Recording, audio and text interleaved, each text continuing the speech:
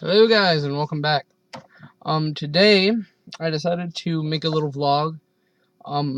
Since last or 2 nights ago, they announced more bands for Warped Tour, and I wanted to make a little video talking about my experience and gonna give you guys a couple tips on how to survive Warped Tour.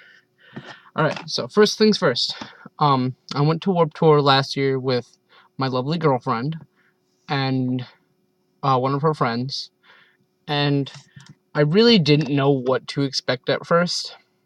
I had been looking up a lot of the, how to survive Warped Tour, basically a lot of what Warped Tour is going to be like. And even with all of that, it completely blew me away. The entire experience was absolutely phenomenal. The fact that when we got inside, here, I'm going to start right from the beginning. So, we got up and got dressed and left my house for the venue, which was about 2 hours away. It was Palace of Auburn Hills in Detroit. And we left at about 9 o'clock, and we brought like these skip the line, like if you bring in 3 cans or something like that. So we went in and did that whole thing when we got these wristbands and stuff. I don't remember where mine's at anymore, but yeah. And so, as soon as we got there, everyone around us was either smoking cigarettes, smoking cigars, or smoking weed. Practically any sort of drug that you could find, I would be willing to bet was there. So, but yeah, that was a lovely thing to walk up on at first. Actually, I believe someone dropped a bag of weed like right inside of the venue. Like you go in the doors, and I'm pretty sure, if I remember right, because it was a while away. It was in July. I'm pretty sure I saw a bag of weed just sitting there. No one was picking it up. No one was claiming it. I don't know if any of the security people saw it or if they just didn't care. But yeah, so that was that. Then we got in, and so we had to wait even longer because they hadn't opened up the doors yet. But we all got to get inside. So then they finally let everyone in. And everyone's just running down the steps, trying to go. Everyone's running to the vans, 10, because of the 200 people. If you say the phrase, then you get free stuff. And we got there and we were late. They ran out. We're like, damn it.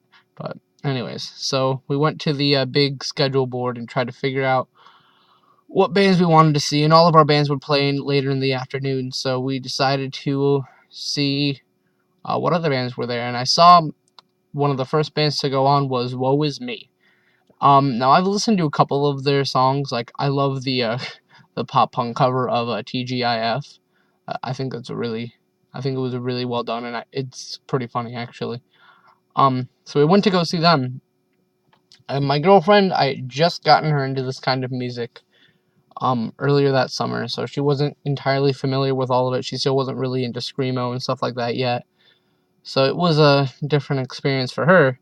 And as soon as we got to Woe Is Me, they started their show, and one of the songs, hit the breakdown, and a mosh pit broke out, like, right in front of us, and Lindsay, my girlfriend, actually got scared a little bit. It was kind of funny. She's like, what's this? What's this? I'm like, it's a mosh pit, babe. She's like, why are they hitting each other? I was like, that's just what a mosh pit is. So she understands more about it now, guys. Don't worry. But that was rather funny to see her reaction to that. So yeah, we left the Woe Is Me show early and walked down and saw Juliet Sims, who is Andy Beer's ex-girlfriend, for those of you who didn't know. And so we're big fans of Black Veil Brides, so we support them and all their stuff. So we decided to go support Juliet. And I looked over side stage, and there was Andy, and I thought that was really cool. So started playing a couple songs and stuff like that. So then, there weren't really any bands that we were too interested to see, so we decided to walk around and check out the merch tents. So I got a bandana for Black Veil Brides. My girlfriend got a tank top. And we instantly made our way and decided to put those on.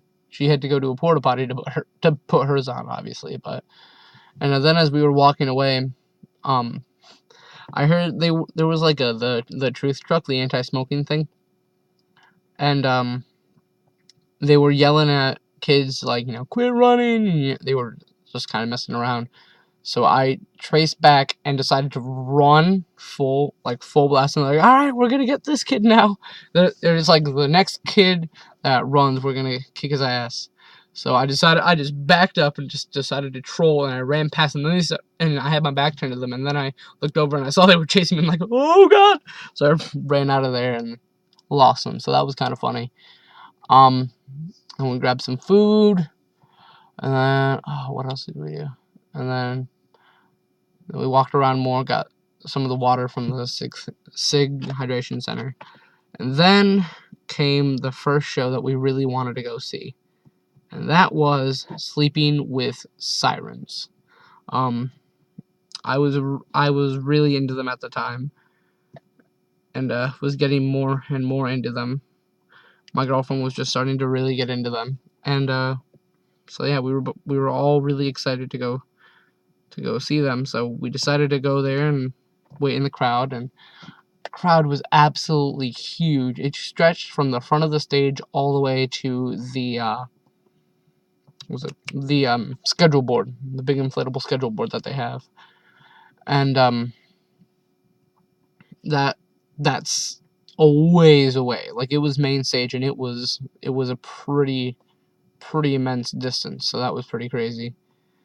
So yeah, so we saw them, and they went on, and I just heard everyone, screaming along and yelling all the lyrics and stuff, and it was completely surreal experience to see this guy, who had kind of been looking up to as of late, Kellen Quinn, and because I had known what he had come from. I saw like their digital tour bus thing where they were on a van, like they legitimately traveled on a van, and then to see him like that with so many fans and so many people screaming for them, and I thought that was really, really, really cool. So, and then the next band that we wanted to go see was the next band after them, which was Black Veil Brides. So we decided to try to push our way further up. We ended up going from way back, but middle of the stage, to about stage left, but closer up. And I've already seen Black Veil Brides once. I saw them the February before, and I thought it was an amazing concert. Even though Andy was a little hoarse, it was kind of funny. So we just stayed there, and then Black Veil Brides took the stage, and it was an absolutely amazing concert. He made a shout out to Detroit Rock City, which I thought was pretty cool. And yeah, it was awesome to see them again for a second time. So then we were just walking around. We went and grabbed some food, and then we saw that they were having a signing, but we didn't know that you needed to have a wristband for it. Yeah, so we didn't get to go to the signing because there weren't any wristbands left. But we walked by, and I yelled, "Cece, I love you!" Because I'm just like, I'm pretty sure the rest of the band doesn't get nearly as big of a reception as Andy does, which, I kind of feel bad for. So, I shouted out to them, and my girlfriend blew Ashley a kiss, and he caught it, so she thought that was pretty cool. And then storm started to come, so we decided, because we were all getting really tired and we were really dehydrated and just exhausted, so we decided to call our ride and get picked up, but it was going to be about another 40 minutes before they were going to come pick us up, which kind of sucked. But so we decided to just wait inside of the venue, not outside. And they had this fire truck, and it was just spraying out water, and they had to slip and slide and stuff. Yeah, they had ways to keep cool like that. But I ran into a problem that I didn't notice till about 3-4 hours after we had run through the fire truck and everything.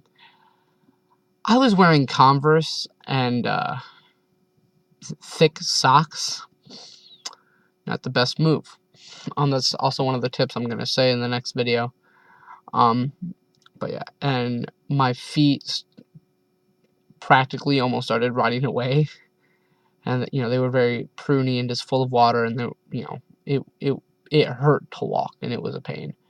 But we finally made it out, and then our ride got there, and then we left Warped Tour. And it was an experience I will never forget. And I cannot wait to go back. I cannot wait to go see more than just 4 bands perform. And I'm probably going to stay longer, and I'm going to be much more prepared for this next one. I'm going to take videos and pictures and all that stuff. And it was a very fun experience. And I would recommend going to Warped Tour for anyone. It is such a fantastic experience. Alright, so I will be back. Sorry, this video took a little bit longer than I had expected. But I will be back with tips on how to survive Warped Tour. Thanks. Bye-bye.